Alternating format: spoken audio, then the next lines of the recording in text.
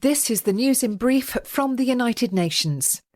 The clock is ticking and humankind is currently losing the fight of our lives, said the UN Secretary-General on Monday, addressing delegates on the first day of COP27, the UN Climate Change Conference in Egypt. Antonio Guterres warned that we are on a highway to climate hell with our foot still on the accelerator.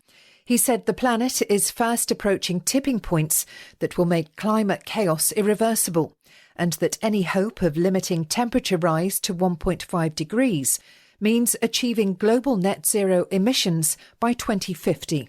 He called on all G20 countries to act now and said that developed countries must take the lead. The Secretary-General called for a climate solidarity pact between developed and emerging economies, which would see wealthier countries and international financial institutions providing support to help emerging economies speed up the transition to clean energy. Mr. Guterres said that the two largest economies, the US and China, have a particular responsibility to make the pact a reality, adding that humanity has a choice: cooperate or perish. Meanwhile, an ambitious plan to warn everyone on the planet about increasingly extreme and dangerous weather has been launched at COP27. The Early Warnings for All action plan, drawn up by the World Meteorological Organization, WMO, will cost the equivalent of just 50 cents per person per year for the next 5 years. It aims to provide information to anticipate storms, heat waves, floods and droughts, and warn those who will be affected ahead of a disaster. Between 2023 and 2027, the Early Warnings for All initiative would cost around $3.1 billion, a sum that would be dwarfed by the benefits, as increasing calamities cost lives and hundreds of billions of dollars in loss and damage. Witnesses have begun giving evidence of human rights violations committed against Palestinian human rights organisations and on the killing of a Palestinian-American journalist at a UN Commission of Inquiry in Geneva. Their testimony is the first time that the Commission of Inquiry on the occupied Palestinian territory, including East Jerusalem and Israel, has held public hearings. They will focus on the closure orders and terrorism designation of a number of Palestinian human rights organisations, and on the killing of the journalist Shireen Abu Akleh, who was shot and killed whilst covering a raid on the Jenin refugee camp in the West Bank in May this year.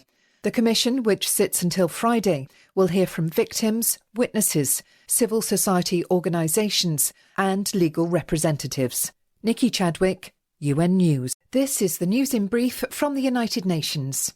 Overwhelming flooding has affected at least 27.7 million children in 27 countries worldwide, with the number of children affected by flooding in Chad, Gambia, Pakistan and northeast Bangladesh being the highest in over 30 years. The UN Children's Fund UNICEF says a large majority of the children affected are among the most vulnerable, and that rolling disasters are straining the ability of governments and the international community to respond at the enormous scale needed. Millions of children are at severe risk of starvation, disease, exploitation and death. The agency is calling for delegates at COP27 to commit to funding to protect children from the devastating effects of a changing climate. UNICEF says that this year, floods have contributed to the increased spread of major child killers, such as malnutrition, malaria, cholera and diarrhoea, and that the aftermath of floods is often more deadly for children than the extreme weather events that caused the flooding. The UN High Commissioner for Human Rights on Tuesday called on authorities to immediately release the blogger and activist Alaa Abdel Fattah, whose life is reportedly at imminent risk after a 7-month hunger strike in prison. Over more than a decade, Abdel Fattah has been arrested many times for his activism in relation to human rights violations by Egyptian security forces and the use of military courts to try civilians. He was sentenced again in December last year on charges of publishing false news. He started his hunger strike in April and stopped drinking water on Sunday, the first day of COP27. Volker Turk said that Abdel Fattah is in great danger.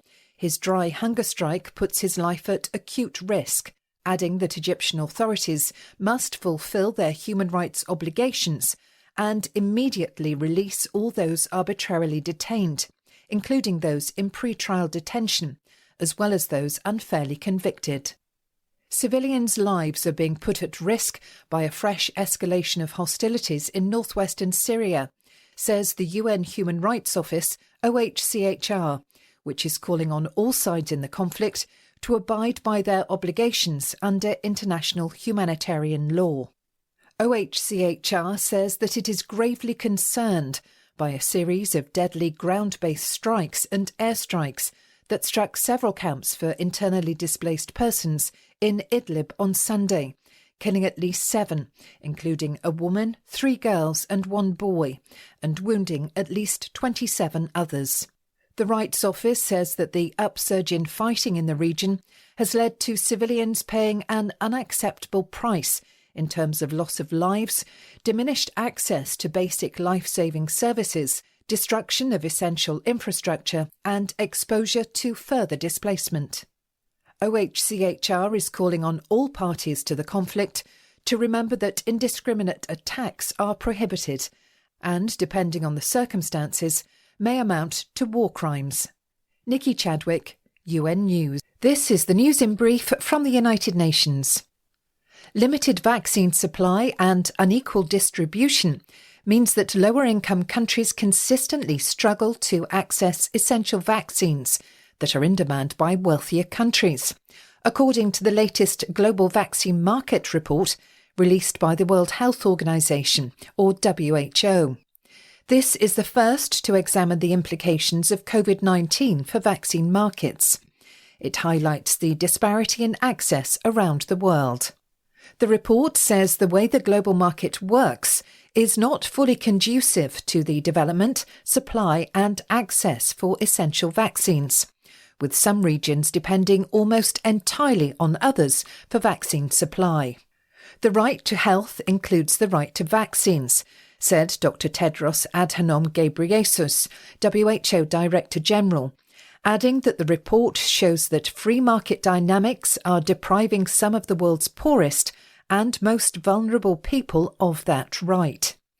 WHO is calling for much-needed changes in vaccine distribution to save lives, prevent disease, and prepare for future crises. There are concerns over the health and life of a human rights defender in prison in Saudi Arabia, whose family haven't heard from him since they complained that he was being attacked by other inmates more than 2 weeks ago. Mohammed Al-Khatani is serving a 10-year sentence. Mary Lawler, the Special Rapporteur on Human Rights Defenders, has called on relevant authorities to inform his family of his whereabouts and current state of health, and to allow his family and lawyers to see him. She said Wednesday that the use of incommunicado detention is a violation of detainees' rights under international law, and that such methods put detainees at a heightened risk of being ill-treated and tortured.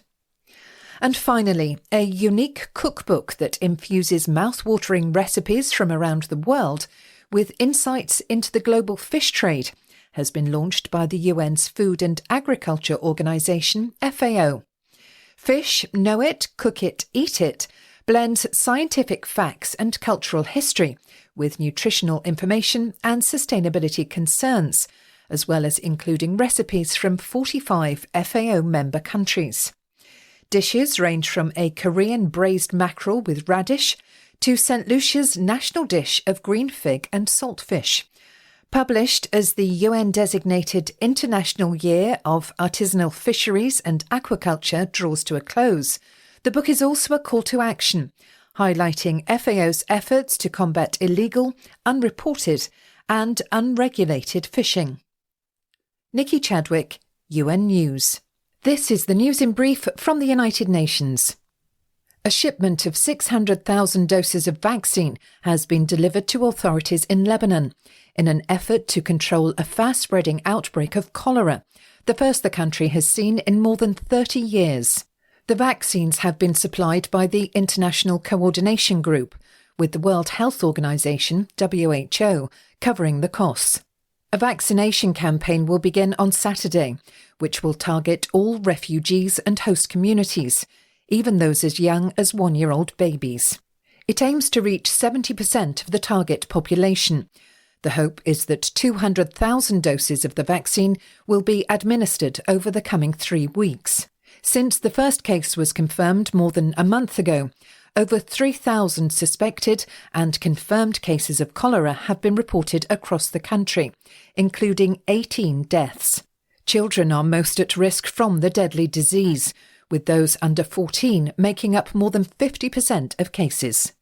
Unilateral sanctions against Syria are perpetuating and exacerbating the destruction and trauma suffered by its people, according to a UN-appointed independent human rights expert, calling on states who have imposed sanctions to lift them. Elena Duhan, the Special Rapporteur on Unilateral Coercive Measures and Human Rights, said that 90% of Syria's population is currently living below the poverty line, with limited access to the most basic of needs such as food, water, electricity, shelter and healthcare. She said Thursday, with more than half of the vital infrastructure either completely destroyed or severely damaged, the imposition of unilateral sanctions on key economic sectors, including oil, gas, electricity, trade, construction and engineering, have quashed national income and undermine efforts towards economic recovery and reconstruction, adding that no reference to good objectives of unilateral sanctions justifies the violation of fundamental human rights.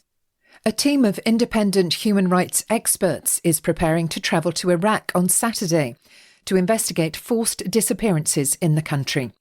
The UN Committee on Enforced Disappearances will spend nearly 2 weeks in Iraq, meeting victims, civil society organisations, international organisations, and national and human rights institutions. Iraqi authorities agreed to the visit a year ago. They estimate that the number of people who have disappeared during decades of conflict and human rights abuses could be anywhere between 250,000 and more than 1 million. The 3-member team will also hold discussions with government officials, including those in charge of investigating and preventing enforced disappearances, those who work to locate the missing, and those responsible for establishing and implementing related public policies. Nikki Chadwick, UN News. This is the news in brief from the United Nations.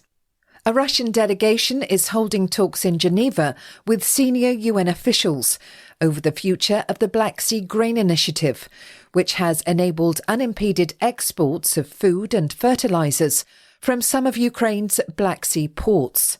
While helping to stave off a global hunger crisis, there has been no guarantee as yet that Russia will continue to honour the deal. Russia's Deputy Minister of Foreign Affairs, Sergei Vershinin, began talks on Friday with the UN Conference on Trade and Development head, Rebecca Grinspan, and UN Emergency Relief Coordinator, Martin Griffiths. Secretary-General Antonio Guterres has urged both Russia and Ukraine to extend the deal, which could expire on 19th of November. At the end of October, Russia suspended its participation in the initiative for several days, saying that Ukraine was using the agreement as cover to target Russian ships in Crimea. 1 million desperately vulnerable people in northern Mozambique could see their life-saving support cut unless funding is urgently found to help, the UN World Food Programme WFP said on Friday. The warning comes amid intensifying extremist violence in Cabo Delgado, the most food-insecure province in the country and home to 1.15 million people in crisis or emergency hunger levels. WFP is extremely worried that the funding shortage will coincide with the hardest months of the upcoming hunger season in February. The agency said that although difficult for some time, the funding situation is now running out of options. It is appealing to donors to continue life-saving assistance to the most vulnerable. Millions of people from Ukraine, Afghanistan and across the Middle East, displaced by conflict or persecution, could face a perilous winter as freezing temperatures add to the misery already induced by spiralling prices, the lingering impact of the COVID-19 pandemic, and extreme weather linked to the climate crisis, according to the UN refugee agency UNHCR. UNHCR spokesperson Olga Serrado said on Friday that millions of the world's most vulnerable people will be without essential basics. For many of the world's forcibly displaced, this coming winter will be far more challenging than in recent years. Many displaced families will have no option but to choose between food and warmth, as they struggle to heat their shelters, source warm clothing and cook hot meals. Despite worsening humanitarian needs, funding for life-saving aid programmes and assistance remains bleak and has already forced UNHCR to scale back essential aid in several countries. Nikki Chadwick, UN News.